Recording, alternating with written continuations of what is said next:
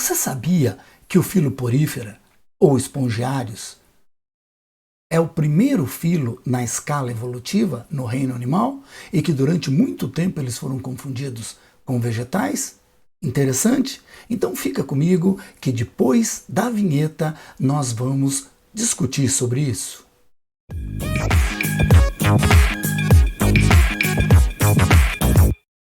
Salve, salve, salve, senhoras e senhores! Estamos aqui para mais uma super aula de biologia e hoje o nosso assunto é sobre um dos filos do reino animal, mais especificamente um filo que foi sempre confundido com vegetais, mas agora está bem caracterizado dentro do reino animal, o filo dos poríferas ou espongiários. Hoje, então, nós vamos falar desse filo que tem um interesse muito grande por parte dos estudantes. O filo dos poríferos é um filo que tem como característica principal o corpo totalmente perfurado por poros. Veja, o nome já nos remete a isso, né? Filo poríferos. Eles são parazoários. O que isso significa? Olha, isso significa que esses animais, eles não possuem tecidos. As suas células não dividem o trabalho entre si, então não caracteriza tecidos. Os animais que possuem tecidos são chamados de metazoários. Então, os poríferos, depois que eles saíram lá do reino vegetal e vieram para o reino animal, porque era um absurdo, no reino vegetal eles nem fazem fotossíntese, eles foram classificados como parazoários, eles não possuem tecidos. São todos aquáticos, existe de água doce e existe também de água salgada. Lembra, quando um ser é de água salgada, ele é marinho. Quando ele é de água doce, ele é, lembra? Dulcícola. Eles são filtradores, eles utilizam esses poros, então, para filtrar a água do oceano. São sésseis. Sabe o que isso significa? Que eles são fixos ao fundo. Animal fixo? É isso mesmo. Eles são presos a rochas ou pedaços de madeira. E, por último aqui das características, eles são assimétricos. Mas afinal, o que é simetria? Você se lembra? Olha, simetria é quando nós podemos ter lados do corpo do animal ou do vegetal com duas partes semelhantes. Observa aqui que você percebe nesse animal que nós podemos traçar um plano no corpo desse animal e ele vai ter a metade direita e a metade esquerda bastante semelhante. Então nós podemos dizer que esse animal, por ter dois lados semelhantes, eles possuem simetria bilateral. É diferente no caso dos animais semi-esféricos ou esféricos, onde nós podemos ter vários planos de simetria, vários modos de dividir o corpo do animal em duas partes semelhantes. E nas esponjas, então, veja que o corpo delas não dá para ser dividido em nenhum plano de simetria. Então nós podemos dizer que as esponjas, os poríferos, são assimétricos. Anatomia, como que é o corpo desse animal? Então eu já tinha comentado com você que o corpo é completamente perfurado por poros.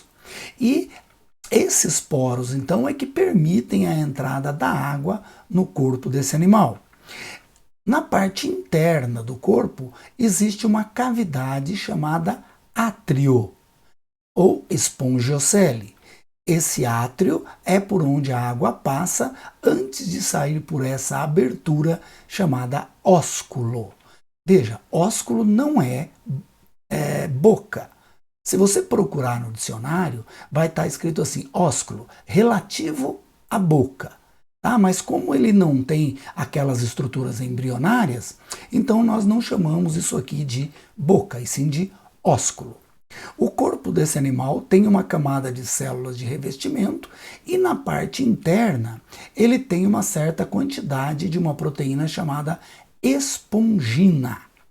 E na espongina você vai encontrar vários tipos de células mergulhadas e também algumas espículas. Essas espículas são espinhos. Elas podem ser calcárias, silicosas ou até mesmo não existir em alguns tipos de esponjas.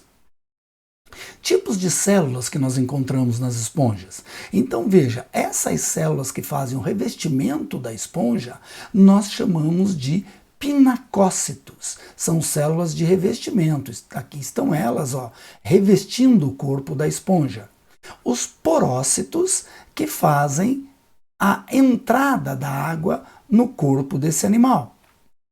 Os amebócitos são essas células sem forma definida que fazem a defesa aqui no corpo do animal. E por último, a mais importante, são os coanócitos.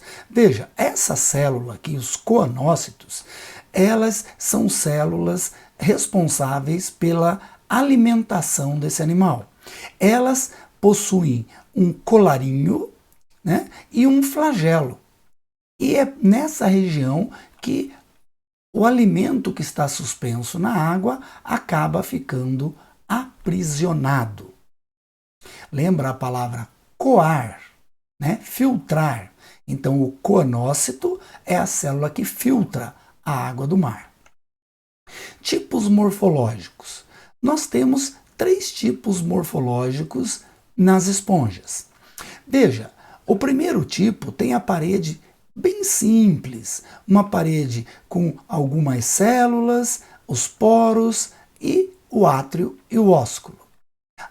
Depois, essa primeira então é chamada ascon. Depois nós passamos para o tipo sicon, onde você percebe que a parede da esponja já possui mais canais para reter por mais tempo a água para que ela possa retirar a maior quantidade de alimento.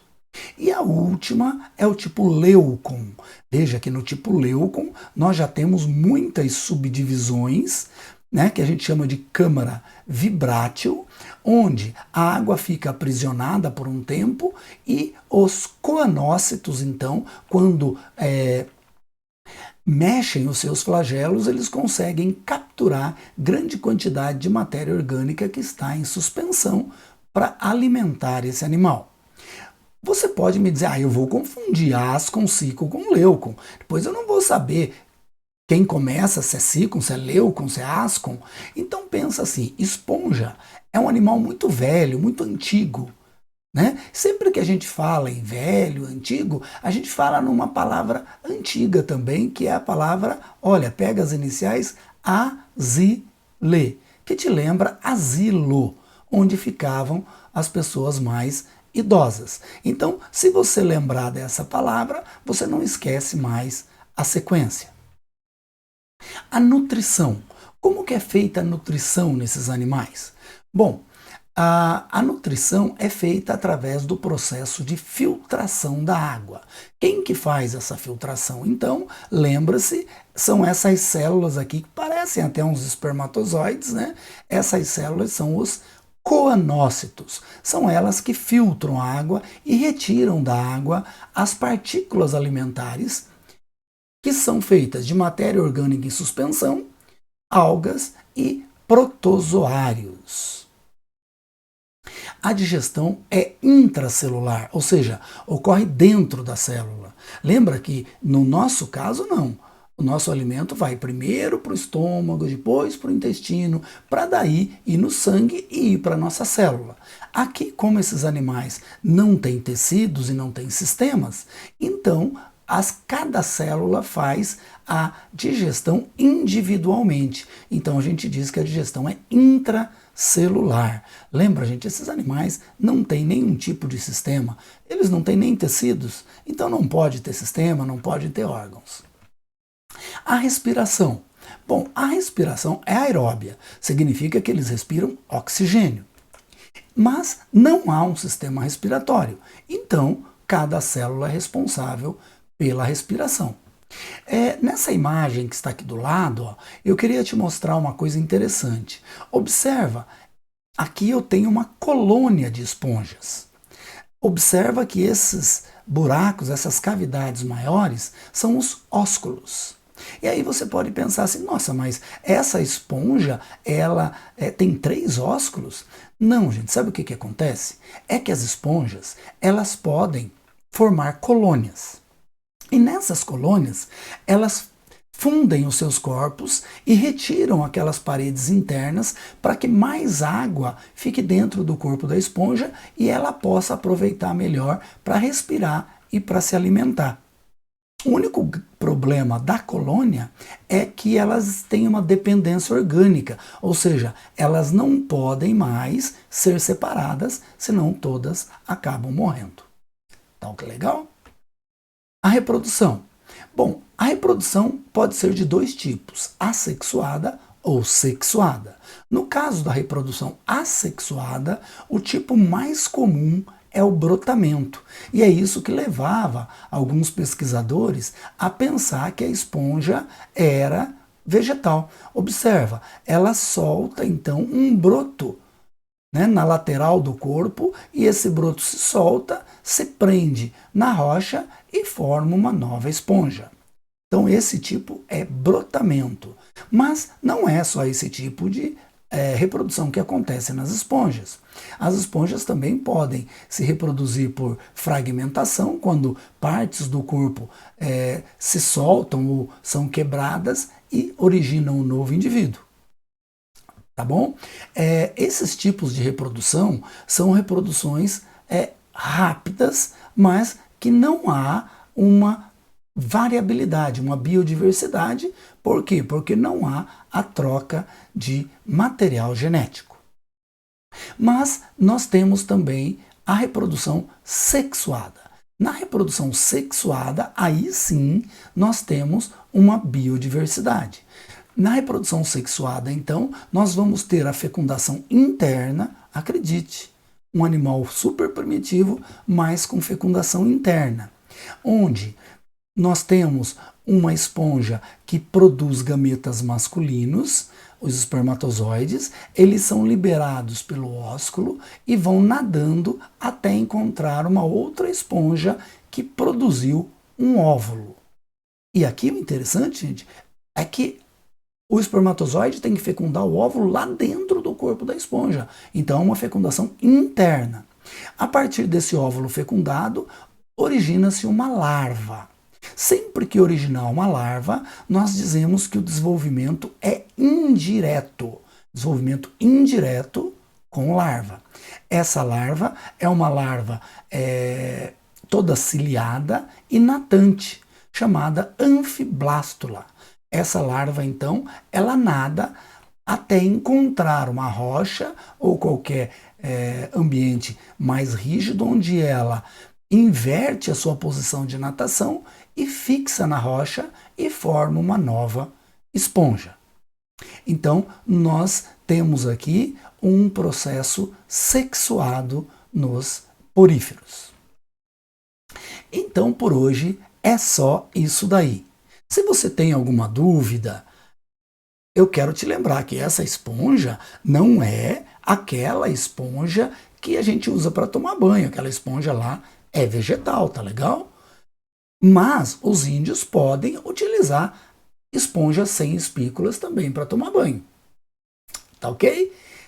O próximo vídeo é uma continuação dessa escala evolutiva com o filo Cnidarius. Se você ainda não está inscrito no canal, vai lá, se inscreve, aproveita e dá um like no vídeo.